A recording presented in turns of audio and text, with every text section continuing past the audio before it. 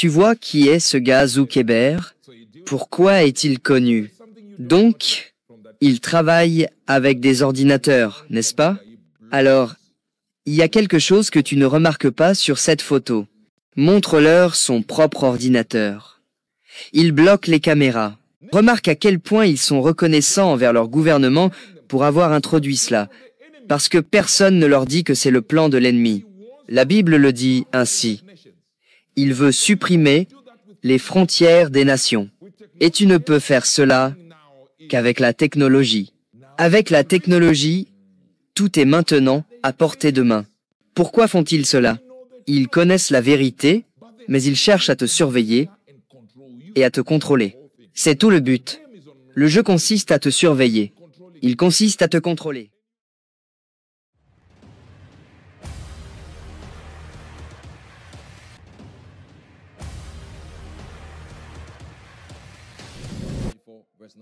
Job 34, versets 20 et 1.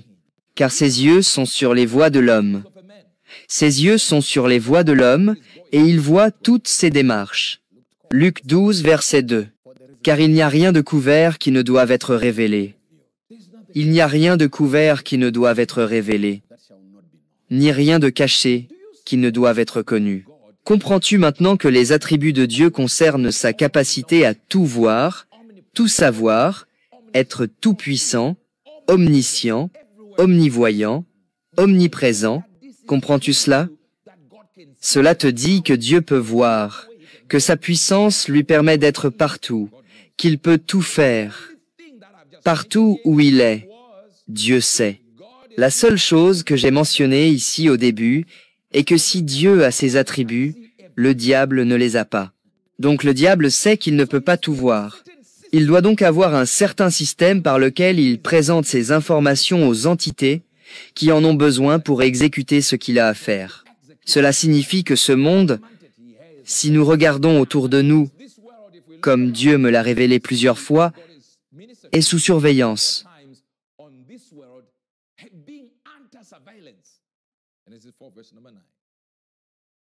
Et voici Genèse 4, verset 9. Et le Seigneur dit à Caïn, « Où est Abel, ton frère ?» Et il répondit, « Je ne sais pas. Suis-je le gardien de mon frère? Grand frère. » Selon Abel, un frère sait où son jeune frère devrait être. Ils ont donc pris ce concept et la vidéosurveillance, la télévision en circuit fermé dans le monde entier, et nous les installons dans les maisons pour regarder les gens commettre l'adultère et l'inceste. Et nous les célébrons et leur donnons de l'argent. Et nous sommes si excités en tant que pays entier. Nous votons pour eux. Plus la personne est immorale, plus nous l'aimons, et il gagne. Si tu n'es pas immoral, tu ne gagneras pas. Tu ne peux pas juste rester là à fuir les caméras. Non, tu dois être dans l'espace caméra. Tu dois agir comme un fou. Et je dis, frère, tu as un grand frère. Et je ne parle pas de ce grand frère-là. Je parle du fait que, autant tu es diverti par ce grand frère, c'est une diversion de ce que l'ennemi fait. L'ennemi t'a connecté à un système où tu regardes des non-entités et ce qu'elles font. Et tu te dis, waouh, quel divertissement. Pourtant, tu es toi-même sous un grand frère. Laisse-moi te montrer quelque chose. Combien d'entre vous ont des iPhones? Laisse-moi te choquer. S'il te plaît, montre-le. Un iPhone prend spécifiquement une photo infrarouge de toi avec Face ID toutes les 5 secondes environ. Et nous l'avons observé avec une caméra infrarouge et c'est assez fou. Regardons. Voici ton écran d'accueil. C'est sur l'écran d'accueil, sans toucher à rien. Aucun bouton. D'accord. Lentille infrarouge sur la caméra. Tu vois ça? En voilà une. C'est ton iPhone. Toutes les 5 secondes, il prend une photo de moi. 2. C'est tellement fou. Couvre la caméra. En voilà une autre. Il essaye. La question est alors, où envoie-t-il tes photos? Vous ne comprenez pas cela. Tu peux même regarder le grand frère, le vrai Big Brother, ce qu'ils font.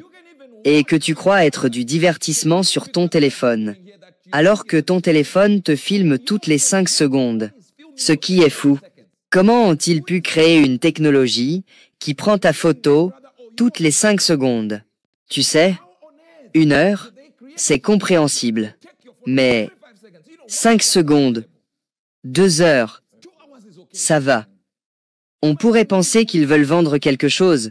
5 secondes, c'est comme s'ils voulaient savoir exactement où tu es, comment, ou ce que tu fais à ce moment-là. 5 secondes. Ils pensent que tu as bougé. Peut-être que tu n'as pas l'idée parce que tu l'as. Laisse-moi te montrer. L'ordinateur t'écoute, même ton propre ordinateur. Ceci est la preuve que tes appareils t'écoutent toujours. As-tu déjà eu une conversation sur un produit et ensuite tu vois des publicités pour ce produit partout? Ces grandes entreprises technologiques affirment qu'elles n'écoutent pas, mais un YouTuber du nom de Michello a prouvé le contraire lors d'un direct, il y a quelques années. Il a tenu une feuille de papier avec un sujet dont il n'avait pas encore parlé. Il a visité quelques sites pour voir quelle publicité il montrait actuellement. Et voici une publicité sur le cancer du sein, c'est bien ça? Il a tout fermé sur son ordinateur et a commencé à parler du sujet. Très bien. Donc, des jouets pour chiens. Peut être des jouets pour chiens près de chez moi. Des jouets pour chiens abordables. Ce serait vraiment bien pour moi.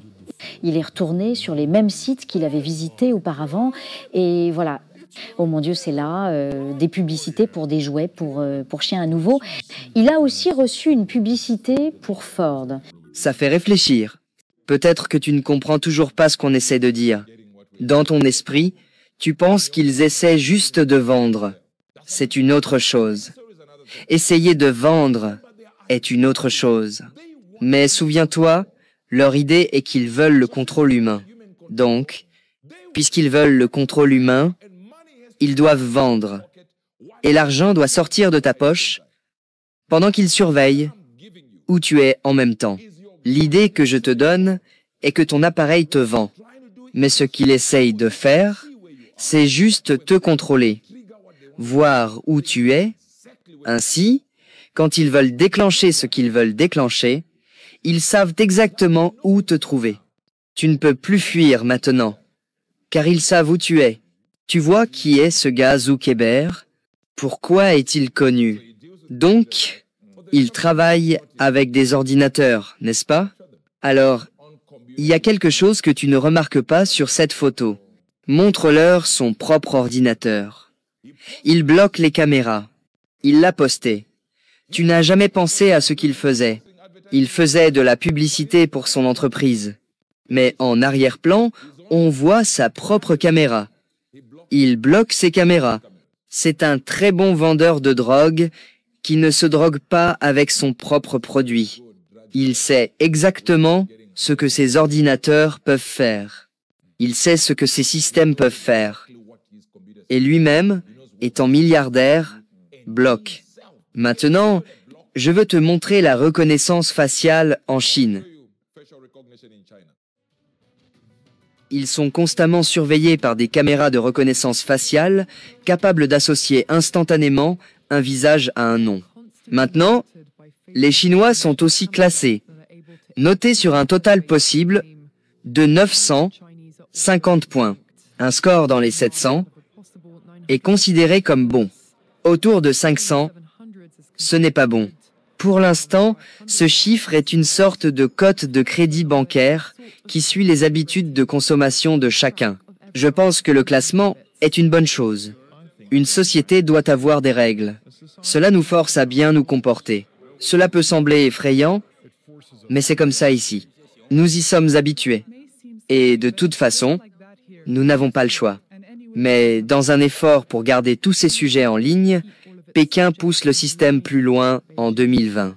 Il agrège les données recueillies par les banques, les entreprises privées et l'État pour évaluer si quelqu'un est un bon ou un mauvais citoyen. En utilisant le plus de données possible, ce qu'on appelle le big data, le système jouera un rôle important dans la reconstruction d'une société morale. L'État examinera chaque détail de la vie d'une personne à la loupe, sa situation financière, ses habitudes de consommation, sa carrière, même son comportement sur les réseaux sociaux.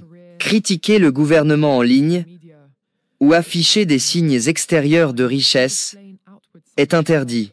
En revanche, faire l'éloge du parti ou donner son sang augmente ton crédit social. Xiaowen Wang est une citoyenne modèle. Elle vit à Nanjing, un terrain d'essai pour le classement social. Mariée avec un enfant, elle travaille dans une maison de retraite, n'a pas de dette, et elle ne songerait jamais à traverser en dehors des clous. En tant que bonne citoyenne, je respecte les règles de la route. Si je ne le faisais pas, je perdrais des points sur mon crédit social. En théorie, tout peut être pris en compte dans le score social, même les courses les plus anodines, comme les achats au supermarché. Quand Xiaowen Wang fait un paiement électronique, ses achats en disent long sur elle à l'état. Acheter des cigarettes jouerait contre elle. En revanche, des couches montrent qu'elle est une mère attentive. La bière pourrait indiquer de l'alcoolisme. Elle ferait mieux d'acheter de l'eau. Dans cette ville pilote de 8 millions d'habitants, il n'y a que 18 000 citoyens modèles. Pour Xiaowen Wang, il y a des avantages, comme payer moitié prix pour le bus. Je bénéficie de réductions pour tous les services publics, même dans les musées, et la bibliothèque est gratuite pour moi grâce à mon score. Un bon score apporte des avantages, mais les personnes avec de faibles scores perdent des droits. Le cinéma affiche et humilie les personnes jugées peu fiables en diffusant leurs informations, même leurs adresses, sur de grands écrans. C'est une question de principe. Ces personnes doivent être condamnées. Ces personnes ne sont pas honnêtes. Donc, elles doivent payer le prix. Il est juste de payer ses dettes. Il faut mettre sur liste noire ceux qui ne le font pas. La Cour suprême a créé une liste noire pour les soi-disant mauvais citoyens, ceux dont les scores sont tombés à 0. On y trouve des entreprises, mais aussi 23 millions de personnes à ce jour. Parmi elles, ce journaliste Liu Hu, il s'est un peu trop rapproché de la corruption parmi les membres influents du parti. Après avoir été poursuivi pour diffamation par le sujet d'un article qu'il avait écrit, il a été mis sur liste noire. Il ne s'en est rendu compte que lorsqu'il a essayé d'acheter un billet train et qu'on lui a dit qu'il était interdit de voyager. Cela me dit que je suis toujours sur la liste noire. Puni, parce qu'il a été jugé peu fiable par l'État. Une fois sur liste noire, tu ne peux plus obtenir de prêts bancaires, créer une entreprise, acheter un appartement ou même envoyer tes enfants dans une école privée. You fait partie d'une infime minorité de personnes qui ont osé critiquer un système que certains qualifient de dictature numérique. Je m'inquiète, parce que je pense que beaucoup de gens comme moi seront privés de libertés individuelles et que nous vivrons tous avec des restrictions d'une manière ou d'une autre.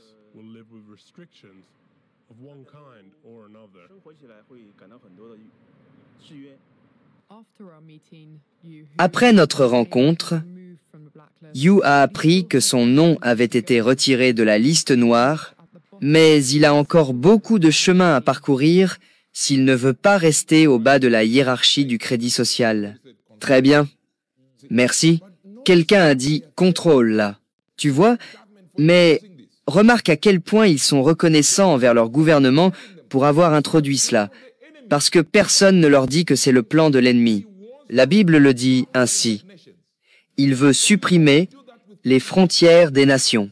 Et tu ne peux faire cela qu'avec la technologie. Avec la technologie, tout est maintenant à portée de main. Pourquoi font-ils cela? Ils connaissent la vérité, mais ils cherchent à te surveiller et à te contrôler. C'est tout le but. Le jeu consiste à te surveiller. Il consiste à te contrôler.